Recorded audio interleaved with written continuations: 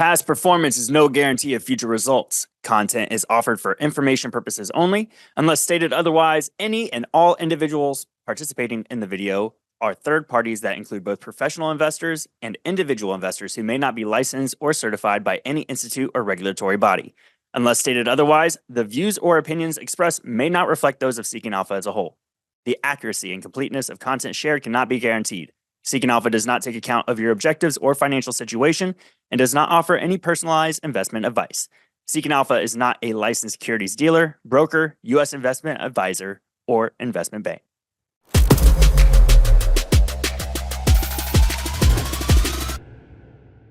Hey everyone, Daniel Snyder, and welcome back to another episode of ETF Spotlight. Now we have someone that I know you're all thrilled for. She's a fan favorite. She's all over the place, TV, internet. She has been rocking this fund for over 3 years as of this week. So I am super excited to have the one, the only Katie Stockton here on the program today. Katie, how are you? I'm doing great. Great to see you. So let's start. Congratulations. 3 years, no simple feat. I mean, navigating the waters, especially these last 3 years, right? Entering into 2025, we've seen the 1 month pullback here since February.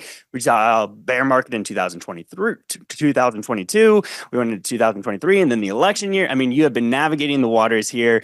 I don't know how you do it. Hopefully we can get some clarity here today. We're going to be talking about the TACK ETF here on the program today. So to kind of get started and just set the basis, why don't you just take a moment if you can and explain for anybody that may not be familiar with TACK what the ETF is and how the approach of the methodology works. Of course, yeah, and we have lived through multiple sort of cycles for the market, so it's been a wild ride. And if you do the math, with inception being in March of 2022, we did launch in a bear market cycle. But thankfully, TACK, which is technically the Fairlead Tactical Sector ETF, is very well designed to navigate those types of environments. It's unique in that it's a strategy that's systematic, 100% systematic, except unless we saw something really crazy from the markets, where we have our technical methodology backing up our model. It's a model-based ETF or exchange-traded fund. And with that, we are starting with the sector ETFs, so the sector spider ETFs. We're looking at the 11 sectors of the S&P 500, and we're evaluating them for long-term momentum and trend following characteristics. When they are firing on all cylinders, we're going to be fully invested in 8 sector ETFs with equal weight positions of about 12.5%. And yet, when they're not doing that, when they're not working, when they're maybe going sideways or going lower in a reflection of a weaker tape or equity market, we will move into alternative asset classes, including short-term treasuries, long-term treasuries, and gold. And that's really a key point, is that while it's a sector rotation strategy at its heart, driven by technical analysis, it has the ability to move into different assets to manage risk and limit drawdowns. And that really protected it in 2022. Now, I know we wanted to dive into some questions about how you limit the drawdowns, but first, I mean, your benchmark, the Morningstar mod target risk, you've been outperforming for the last few years. How do you maintain that outperformance to the index? For us, the primary benchmark for TACK is the Russell 1000 Equal Weight Index. The Equal Weight Index is, of course, equal weight stock exposure. We hold equal weight sector exposure, which historically has done better than equal weighting stocks. It's sort of surprising, perhaps, to some people, but when you equal weight stocks, you are carrying some of the, sort of bottom tier companies in there with exposure that might be a little oversized than you'd hope for.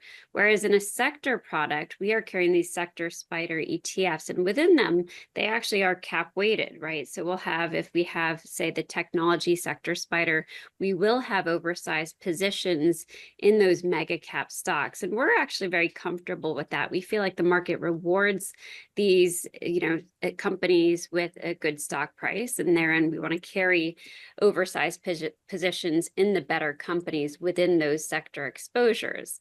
So it's partly through that, but also really just limiting drawdowns through the asset allocation and also through the dynamic nature of the strategy. We have the ability to move around to the sectors that are working best, and that's key.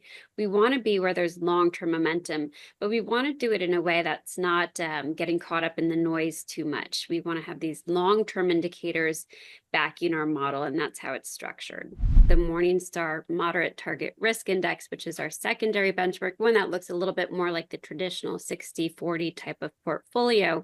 And those limited drawdowns do contribute to this long-term potential outperformance, and also the potential for a lower beta to the S&P 500, and also a lower correlation, which TACK has exhibited as well. If you don't mind, I love what you just said. The model and the long-term indicators, people from the outside might be going, well, what are these indicators? What do you look at with this model and this indicator system? So the models, we're looking primarily at our methodology through the lens of different indicators, which we categorize, I'd say, three ways: trend following or momentum gauges, overbought, oversold metrics, and then relative strength inputs.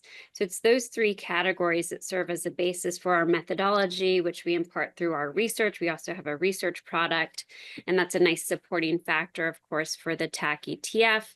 And through that, we're expressing views using some traditional technical indicators, like a MACD indicator would be one people might be familiar with, or some that are a little bit more esoteric, but together they comprise our model. And it's sort of the dynamic nature of that model that makes it unique, and also the fact that it has those sort of multiple factors driving it.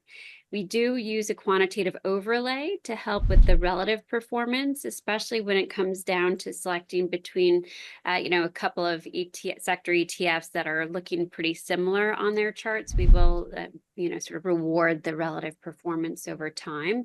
So momentum, overbought, oversold metrics, relative strength inputs. Now, we had talked a little bit about limiting drawdowns. All investors, all traders obviously want to limit the drawdowns. So I'm kind of curious, like, is your ETF, what's the leading indicator, right? I feel like I should just be looking at your ETF, knowing what are they prepping for, and use your ETF as the leading indicator. Do you have something internally that you kind of use to say, okay, well, rough waters might be ahead? It is those same indicators, and it's a matter of listening to them, which is what we do in our research as well. The market knows better than we do. So when it changes, we want to change with it, whether or not it really aligns with our fundamental views. So the markets, sort of absorbs all the known information out there, and it does manifest itself in price. So our price-based tools will be shifting at a time when the market is shifting. And that's what we're really just sort of listening to the tape. And when the indicators shift to enough of a degree where it's impacting the monthly data, that's where we will go ahead and make a change if it's warranted. And the way we change from more of an equity focused position, we would simply reduce that sector, or sort of take the bucket that one sector was filling and fill it with a combination of those other ETFs representing treasuries and also gold. And it's a diversified sort of risk off exposure is the way we categorize it. And that will then almost create a nice dynamic alternative to a 60-40 type of portfolio, where at times the portfolio can be nearly 100% equity exposure, and at times nearly 100% risk off exposure, although that's thankfully pretty rare because that happens only in extreme sort of bear market cycles. We did see in 2022 the TACK ETF go down to a 12.5% equity exposure, holding only energy and the rest in those risk off categories, which is pretty fascinating. Right now, we've moved to an 87.5% equity exposure, down from nearly 100%. So, and we expect this year to be different. So 87% is still very high. And I wanted to ask you if it's a follow-up, because here we are at the end of March. And this last month has been a wild ride in markets. We close in correction territory. People are saying, what's next?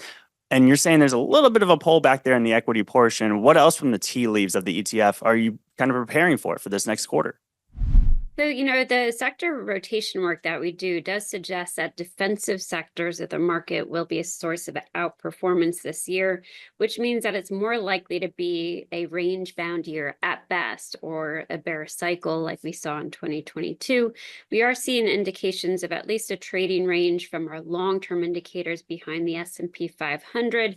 So that's something that we're very mindful of.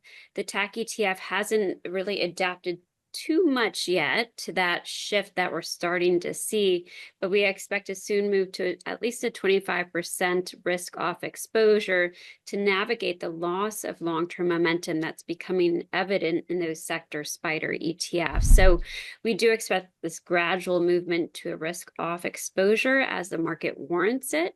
If we do move into a bear cycle, which again, we're just listening to the tape, we're not trying to necessarily predict what's going to happen next.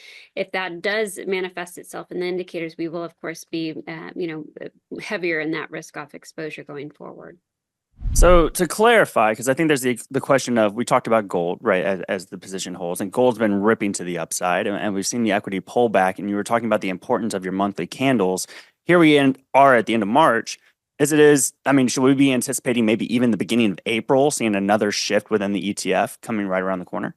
Yeah, I think it's fair to say, based on what we're seeing from that bottom-up perspective, the momentum shift is pretty meaningful right now on the monthly charts, especially as it pertains to the mega cap complex, which of course was the driving force behind the uptrend in the S&P 500 in 2023 and 2024.